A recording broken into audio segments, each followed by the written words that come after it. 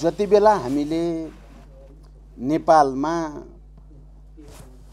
संघीय लोकतान्त्रिक गणतन्त्रको घोषणा गर्ने वातावरण बनायौं, 12 बुँदे समझदारी, जनयुद्ध, जनआन्दोलन हुँदै संविधान सभाबाट संविधान बन्यो, निर्वाचन भयो। त्यो निर्वाचनबाट एउटा थायी सरकार बनोस् कम्युनिस्टहरूकै नेतृत्वमा भनेर वाम गठबन्धन भनियो, पार्टी एकताको संकल्प गरियो, पार्टी एकता गरियो।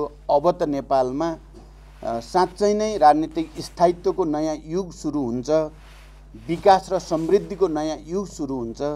नेपालमा विकासको मोडेल भनेको वास्तवमा कृषिको आधुनिकीकरण, व्यवसायीकरण, उत्पादन वृद्धि गर्ने कुरा नै आधारभूत कुरा हो।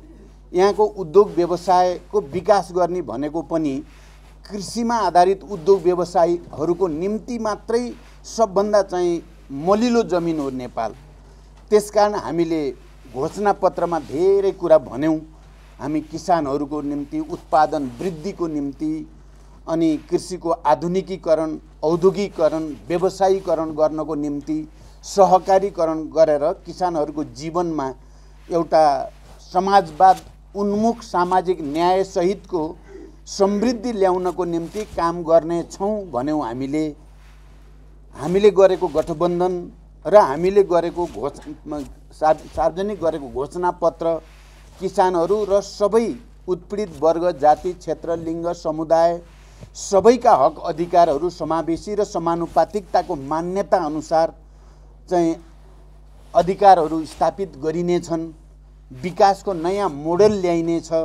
निजी, सार्वजनिक र सहकारी क्षेत्रको संयोजनबाट समाजवादको 21औं शताब्दीबाट नयाँ मोडेल नेपालबाट दिन सकिनेछ भन्ने सपना देख्दै हामीले गठबन्धन र एकता गर्यौं, नेपाल कम्युनिस्ट पार्टी नेकपा बनायौं। हामी सबैको सपना त्यो थियो। तर दुर्भाग्य अहिले 3 वर्ष पूरा नहुँदै चाहिँ यो पार्टीलाई विभाजित गर्ने काम भएको छ।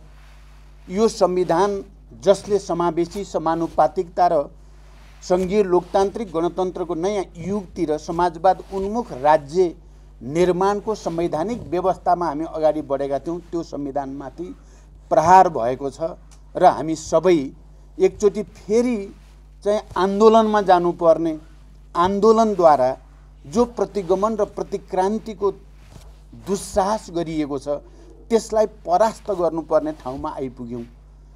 साँच्चै नेतृत्व भनेको धेरै ठूलो कुरा रहेछ कमरेडहरू, तपाईहरुलाई थाहा छ। सही विचारको नेतृत्व भयो, सही नीति सिद्धान्तको नेतृत्व भयो, सही विधि पद्धतिको नेतृत्व भयो, सही नेताहरूको नेतृत्व भयो भने देशले छिटछिटो तरक्की गर्न सक्दो रहेछ, विकास गर्न सक्दो रहेछ। एउटा नयाँ समाज, समानता सहितको समाज, सामाजिक न्याय सहितको समाज बन्न सक्दो रहेछ।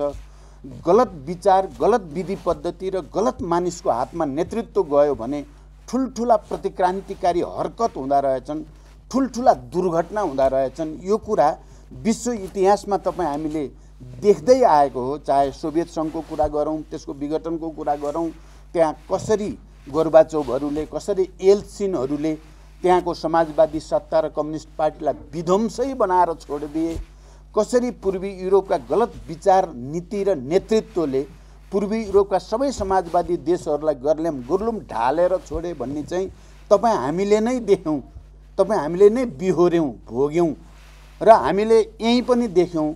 सही विचारले नेतृत्व गर्दा पार्टी एकता हुन सक्दो रहेछ। किनकि यो पार्टी एकता हेर्दा त केपी ओली पनि सहमत भएरै भएको हो, तर यो पार्टी एकता र वाम गठबन्धनको प्रस्ताव केपी ओलीको चाहिँ होइन। तपाईहरु यो कुरा गहिरो गरी बुझ्नु होला। त्यो हामीहरूको प्रस्ताव थियो। हामी साँच्चै खुसी थियौँ वाम गठबन्धन गर्दा। तपाईहरु खुसी हुनुहुन्थ्यो, देशभरिको कार्यकर्ताहरू खुसी थिए, देशभरिको जनता खुसी थिए। अब नेपालमा साँच्चै एउटा नयाँ युगमा प्रवेश गर्ने भयो, समाजवादतिर जाने भयो, न्याय पाउने भयो, अधिकार पाउने भयो भन्ने थियो। तर केपी ओलीको नेतृत्वले ती जनताका सपनाहरू, चाहनाहरू, तपाईँ हामी सबैले देखेका जे लक्ष्य उद्देश्यहरू थिए ती सबै अहिले दुर्घटनामा पारिएका छन्। अहिले साँच्चै संविधान माथि निर्मम र क्रूर प्रहार भएको छ। बडो निरङ्कुश तरिकाले, स्वेच्छाचारी तरिकाले प्रहार भएको छ र हामीले 70 वर्ष लामो लडाईँ लडेर शान्तिपूर्ण र सशस्त्र आन्दोलनका बीचबाट, जनयुद्ध र जनआन्दोलनका बीचबाट नेपाली जनताले हासिल गरेका उपलब्धिहरू नै धरापमा पार्ने, त्यसलाई धाराशायी गर्ने, त्यो पनि देशभित्रका पनि ती सबै हिजोका राजा रजौटाहरू, सामन्ती र निरङ्कुशतावादी तत्त्वहरूसँग साँठगाँठ गरेर र देश बाहिर पनि दक्षिणपन्थी प्रतिक्रियावादीहरूको इसारामा एउटा ठुलो डिजाइन अन्तर्गत नेपाली जनतालाई अपमानित गर्ने रणनीतिका साथ सार्वभौम अधिकार प्राप्त भएका नेपाली जनता, किनकि यो संविधान मात्रै त्यस्तो पहिलो संविधान हो नेपालको इतिहासमा जुन संविधानमा राजा महाराजाले भने जस्तो हामीले आफूमा अन्तर्निहित सार्वभौम र राजकीय अधिकार प्रयोग गरी यसो गरेका छौँ भन्ने भाषा छैन। यहाँ हामी सार्वभौम नेपाली जनता आफ्ना प्रतिनिधि मार्फत, संविधान सभा मार्फत यो संविधान जारी गरेका छौँ भनेर पहिलोचोटि नेपाली जनता सार्वभौम अधिकार सम्पन्न भएको र नेपाली जनताले आफ्ना प्रतिनिधि मार्फत पहिलोचोटि संविधानको घोषणा गरेको यो संविधानमाथि त्यस्तै प्रतिक्रान्तिकारीहरूसँग मिलेर अहिले त्यसमाथि प्रहार भएको छ र हामी सबै 70 वर्ष लामो सङ्घर्षबाट प्राप्त भएका उपलब्धिको रक्षा गर्नको निम्ति एकपटक फेरि जुरुमुराउनु पर्ने, एकचोटि फेरि आन्दोलित हुनुपर्ने। जसरी हामीले हिजो निरङ्कुशतावादीहरू तानाशाही, पहिले पञ्चायती तानाशाहीका विरुद्ध, राजावादीहरूको तानाशाहीका विरुद्ध हामीले लड्यौँ र त्यसलाई परास्त गऱ्यौँ। अहिले केपी ओलीको निरङ्कुशताका विरुद्ध, उनको स्वेच्छाचारिता र अराजकताका विरुद्ध, उनको कम्युनिस्ट आन्दोलनलाई नै धाराशायी पार्ने प्रतिक्रान्तिकारीहरूसँग मिलेर आफ्नै साथीहरू, आफ्नै सहयात्रीहरूमाथि छुरा प्रहार गर्ने जो काम उनले गरेका छन्, तपाईँ हाम्रो सबैको मुटुमा छुरा प्रहार गरे जस्तो हो।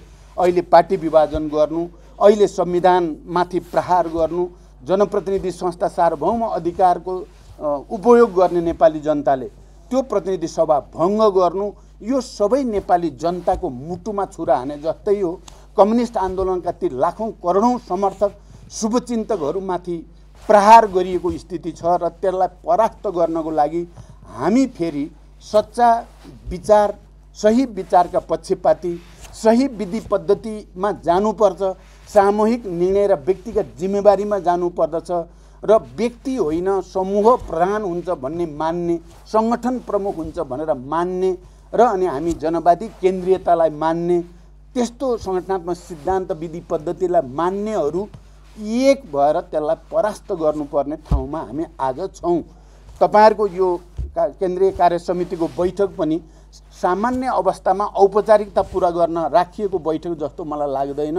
यो विशिष्ट परिस्थिति, देशको निकै जटिल र चुनौतीपूर्ण परिस्थितिमा त्यो आन्दोलनमा एकैबद्ध किसानहरूको तर्फबाट पनि जनाउनको निम्ति र आन्दोलन समितिहरू बनाउँदै आन्दोलनको मैदानमा उत्रिनको निम्ति नै विशिष्ट रूपले तपाईँहरूको यो समितिको बैठक बस्दैछ भनेर मैले बुझेको छु र म तपाईँहरूलाई आफ्नो किसान मोर्चाको तर्फबाट आन्दोलनमा आफ्नो पहिचान पनि स्थापित गर्ने, किसानहरूको सहभागिता सुनिश्चित गर्ने र भोलि फेरि कृषि क्षेत्रमा एउटा क्रान्तिकारी परिवर्तन ल्याउने, अहिले जसरी राजनीतिक रूपमा संविधानमाथि, लोकतन्त्रमाथि प्रहार भएको छ, तपाईँ एकदम जनताको तहमा गएर हेर्नुभयो भने केपी ओलीको नेतृत्वको सरकारले सबभन्दा बढी किसानहरूमाथि, कृषि क्षेत्रमाथि नै प्रहार गरेको छ। अहिले भर्खरै यो प्रतिगमनकारी कदम चालिसकेपछि कृषि क्षेत्रमा विदेशी कम्पनीहरूलाई लगानी गर्न दिने